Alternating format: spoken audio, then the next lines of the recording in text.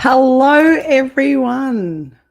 I'm just waiting to make sure that Instagram is going live because, as usual, it's on Perth time. One day it will work wonderfully, but in the meantime, there we go. It's finally going live. Hello, everyone. Happy Friday. I hope you have had a great week. Today, we're talking about the cost of keeping chickens, because I think it's also one of the things that a lot of people balk at and go, well, it's like that whole story about, spending, $100 to grow $106 worth of tomatoes because you save $6 at the shops. People do wonder whether or not egg production is similar, whether you're going to spend a whole lot more than what it's worth. But I think there's a few things that you have to take into account. And certainly the cost of eggs, of actually producing eggs, is not that much. So first things first, obviously there are some larger costs that you have to outlay to have backyard chickens, the main one being their coop, their housing. Now, you can pick up something reasonably cheap. I actually have a friend who sells, so I will try and do a post for him and put a link in there. I have a friend who sells little small coops suitable for 2 or 3 birds, and I'll try and put a link in there. Shout out to Maddie. But you can get your hands on a fairly small coop that isn't going to be super expensive. You may have to be a little bit handy and put the coop together yourself. So if you're not that way inclined, then maybe try and rope in a relative or somebody who is a little bit handy with a hammer to put a coop together for you. But honestly, the Handy Helper and I have always built our own. And when I say built our own, we use scrap to build. We're very much, because I've been such a big advocate of Joel Salatin's books and teachings, I am honestly of the belief that you use secondhand anything you can get your hands on. And believe me, we go around and pick up scrap metal, scrap wire, scrap timber, whatever is going. If anybody is getting rid of it for free, then we will pick it up, because there is always a time that we're going to use it. And certainly our chicken coops that we've built to date have all been put together out of secondhand materials. But if you want to go for a new one, and I mean, the sky's the limit. If budget is not an option, then, on my webinar that I did earlier in the week, I had the Taj Mahal of chicken coops. If anybody's an Ellen DeGeneres fan, go and look at her Instagram profile. She has chickens and she has a walking coop, and it is gorgeous. Like, I look at it and go, man, I know she probably lives in Hollywood and has oodles of money, but it's still a nice coop, and I wouldn't say no if somebody said, here, have this.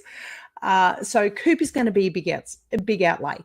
But what you have to take into account is that coop is going to be spread over a number of days. It's what's going to be spread over years. So what it's going to cost you per day is going to break down to be very little. But it's the biggest expense you'll have. The next biggest expense you'll have will be the actual birds themselves. Now, if you get day olds, you can get them for anywhere between $4 and $10 a bird as a day old. I think you can get some cheaper in some places, certainly in the US. Oh my God, you guys have so much more availability on hatcheries than what we do here in Australia. So yes, you can get them cheaper. But if you want to buy point of lay birds, I've seen them advertised anywhere from about $25 up to $80, depending on the breed. So that's going to be another big outlay. But then again, heritage birds, who are the $80 birds, they're going to last you a lot longer. So you're going to have those birds for years and years and years. So again, spread the cost over a couple of years and how many eggs you'll get out of their lifetime. And if they're laying 300 and something eggs a year, then it's 300 and something eggs for a heritage bird might be over 3 years, and then they might dwindle off to 200 eggs a year for 2 years. So yeah, work it out that way. Now, water and supplements and oyster shell and your little grit stuff to go into their feed bowls, any medication you may need to get. Yes, they are expenses, but again, they're spread over the lifetime of the bird and they're usually spread out. So we buy a 20-kilo bag of oyster shell, and that lasts our birds. And we've got, I think we worked out, we lost a couple of birds the other day, old age, finally got them. I think we worked out the other day, we're getting 20-something eggs a day at the moment.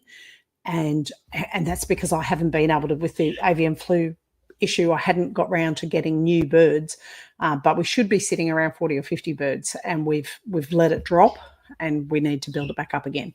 So, what was I say, for oyster shell, we buy a 20 kilo bag, and that lasts us forever. Like, it lasts us a long time.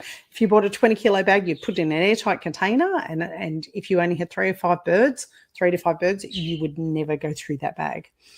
So I did do some sums for the cost of feed. So feed is the main ongoing cost. You can't really buy bulk amounts, in advance, mainly because there's issues with rodents getting into them. And it's one of the things that I cover off in the course in that you have to make sure that you have your feed in sealable containers. If you don't have them in sealable containers, the chance of you getting something coming into that container and trying to get at the feed is pretty high. So feed is something you have to purchase on a regular basis. We don't buy scratch mix at all anymore. We've just cut it out completely. They get scraps from the kitchen and they get their layer pellets, and that's it. So I have to look down at my notes because, it's late on a Friday afternoon, and even though I haven't had my first glass of wine or whiskey yet, my brain is still not super functioning. So we buy a pellet version called the Lucky Layers. Lucky Layers we find they're not the most expensive. They're not the cheapest. But they're good, middle of the range. They have a good level of protein. They've got all the nutrients that we need in them. So a 20 kilo bag of Lucky Layer costs us $24.50 here in Australia. That's Australian dollars from overseas friends. So 1 kilo of food is $1.23 for 1 kilo of food. Now, I'm going to work this out on the basis that you have 3 chickens in your backyard, because that's pretty much what most families would get by on 3 chickens. So 3 chickens, they suggest that you feed them between 100 and 150 grams of layer pellets each day. Now, I went on the top end of that, 150 grams. So that's if they're not getting scraps or foraging or anything like that. So upper end. So for 3 chickens, you're looking at 450 grams per day. So I thought, rather than try and work out some weird numbers, we'll round it up to half a kilo. So half a kilo per day is 61 cents worth of food per day for 3 chickens. 61 cents worth of food. Now, that 61 cents worth of food is likely going to be getting you 3 eggs a day. Now, I did work out what it costs for pasture-raised, because I can't believe how much pasture-raised eggs are at the moment in the shops. So working it out as $14 a dozen, which at the moment the prices in Australia are anywhere between $13.50 and $14.50 for a dozen pasture-raised eggs, which is what your backyard chickens would be producing, is pasture-raised eggs. It is $1.13 per egg. So for 3 eggs, that's $3.38 per day if you're going through 3 eggs a day, or you need 3 eggs a day for your family. And 3 eggs a day if you're paying for your own chickens, not including your other bulk costs like your coop, your actual outlay for your birds. Water, I put down as negligible, because let's face it, the amount of water that you're filling up, most people are on pretty good rates of water here in Australia. We're off-grid, so we don't pay for water at all. We're pumping out of the dam for the chickens. But 61 cents a day versus $3.38 for 3 eggs a day. And I think that kind of makes it a little bit more doable. I think having backyard chickens, certainly, you can live with that. Now, for those that might be interested in doing it, I sell eggs. And so what I charge for my eggs, I don't charge the same as the pasture-raised eggs at the shops. And I only sell to people that I know. And I do that because there are some restrictions in Australia on selling eggs. I am under the restricted...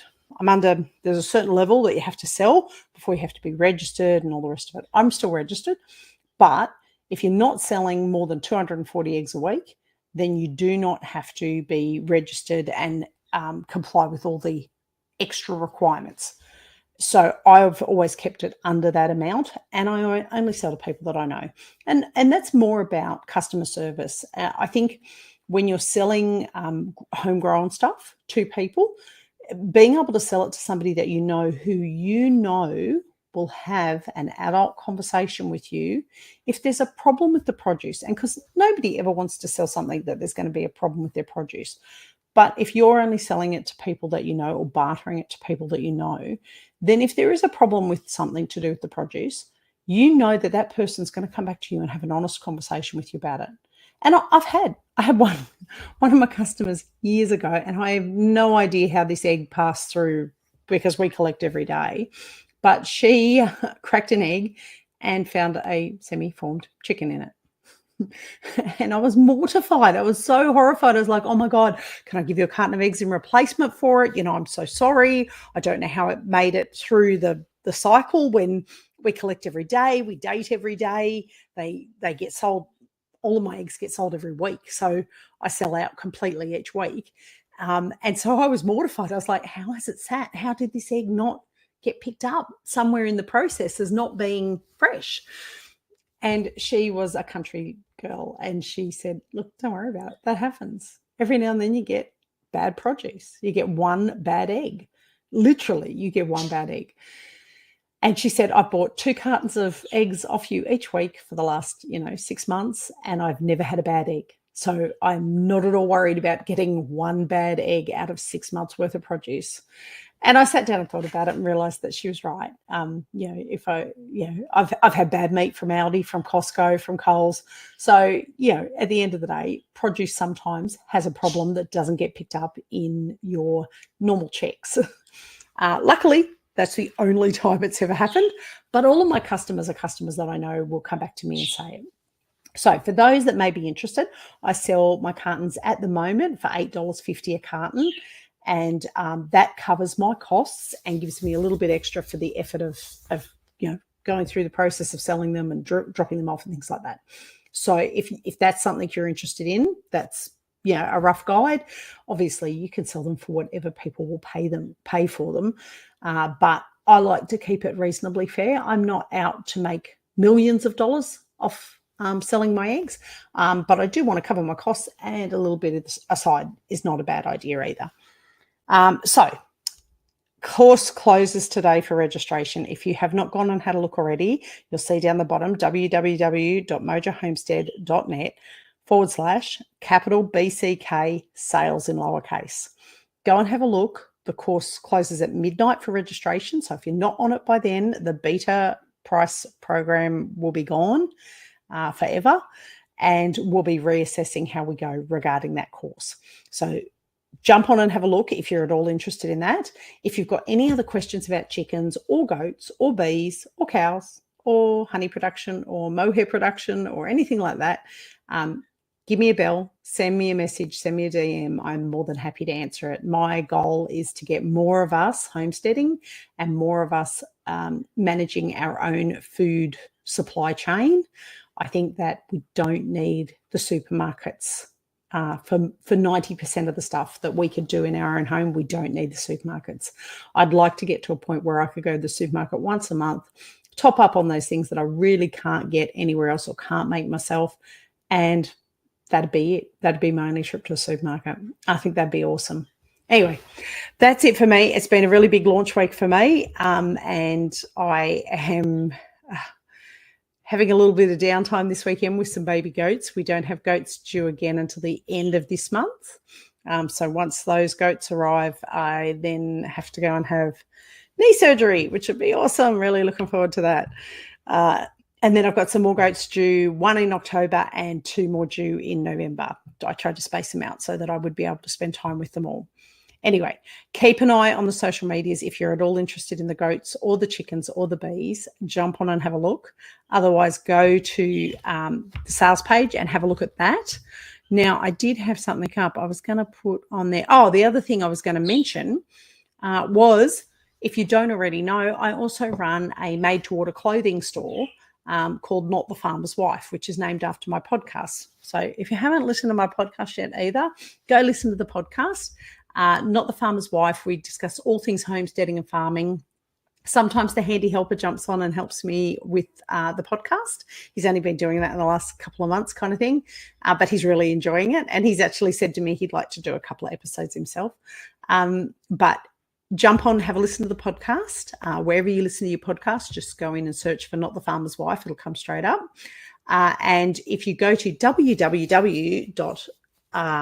notthefarmerswife.com, you will go to our made-to-order clothing store where we sell funny farm-related items. So our main source of products are things like kitchen aprons, car seat covers. We have some hooded snuggle blankets. We have T-shirts. We have hoodies, those kinds of things as well. But definitely jump on and have a look. If you're looking for a gift for somebody who doesn't mind something a little bit more risque, but farming related, or goat or chicken, or we're just getting more cow and horse products on there. If there's anything like that you think you'd be interested in, go and jump and have a look. Let me know if there's something on there that really catches your eye, because I'd be really happy to know that. Anyway, I am going to go and get myself, I'm looking at the time, likely a glass of wine. I'm going to cook myself a steak because Handy Helper is at work today and I have no kids in the house. So I'm cooking myself a steak. I'll have a glass of wine, sit down and relax for a bit. Anyway, I will talk to you all next week. Bye for now. Take care.